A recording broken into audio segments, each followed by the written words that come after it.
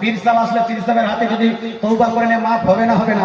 মসজিদের কোণায় বসে যদি কেউ তওবা করে নেয়, আল্লাহ যৌতুক নিয়েছিলাম মাফ করে দাও, মাফ করে দাও, মাফ করে, মাফ হবে না? হবে না। মসজিদ নয়, কাবা শরীফ গিয়ে গিয়ে আপনি গিলাফ ধরে, কাবা শরীফে গিলাফ ধরে তওবা করলেন, মাফ হবে না? হবে না। মুসলমান, কিন্তু আপনাকে বলতে চাই, এই সিস্টেমে যৌতুকের মাফি পাওয়ার রাস্তা নেই। যৌতুকের মাফি পাওয়ার রাস্তা আছে। যদি ভালো হয়ে যায় গোটা সমাজ ভালো হয়ে যাবে।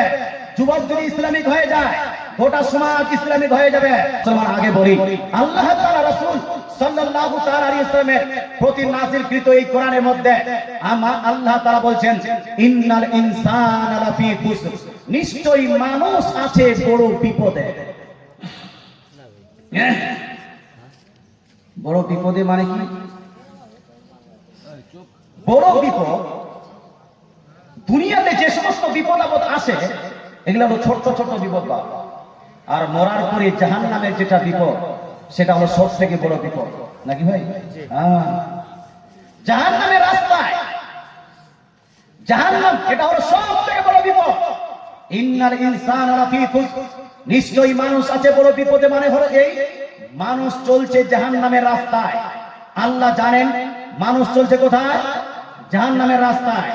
মুসলমান, তবে আল্লাহ তাআলা আগে বলছেন ইল্লাল্লাযীনা আমানু, তবে এই মানুষ যদি জাহান্নামের রাস্তা থেকে বিরত থাকতে চায়, জান্নাতের রাস্তায় যদি যেতে চায়, তাকে চারটি কাজ করতে হবে। কয়টি কাজ?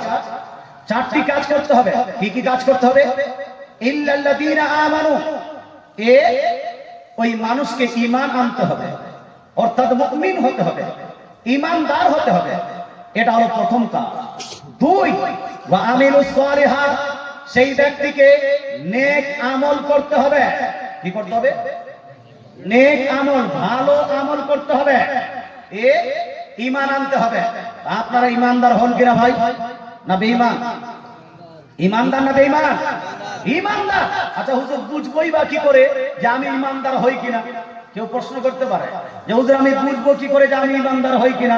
দাড়ি রেখেছি বাস এতটুকু, টুপি পরেছি বাস এতটুকু, আমি নামাজ পড়ি বাস এতটুকু, মুসলমান করে জন্ম নিয়েছি বাস এতটুকু, নবী কা দামান नहीं छोड़ेंगे স্লোগান দিচ্ছি বাস এতটুকু, কি আপনার ওলি কা দামান नहीं छोड़ेंगे এতটুকু। কি করলে ঈমানদার হওয়া যায়? কি কি লাগে ঈমানের জন্য একটু জানার দরকার আছে কি নাই? জানার দরকার আছে।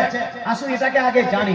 জিবরিল আলাইহিস সালাম, ফেরেশতাদের কমান্ডার, ফেরেশতাদের সর্দার জিবরিল আলাইহিস সালাম একদা নবীজির দরবারে এসে উপস্থিত হলেন। হাদিসটি বুখারী, মুসলিম, তিরমিজি, নাসাই, ইবনে মাজাহ, আবু দাউদ, প্রায় সব জায়গায়, সব হাদিসের কিতাবে একাধারে লিপিবদ্ধ আছে। জিবরিল আলাইহিস সালাম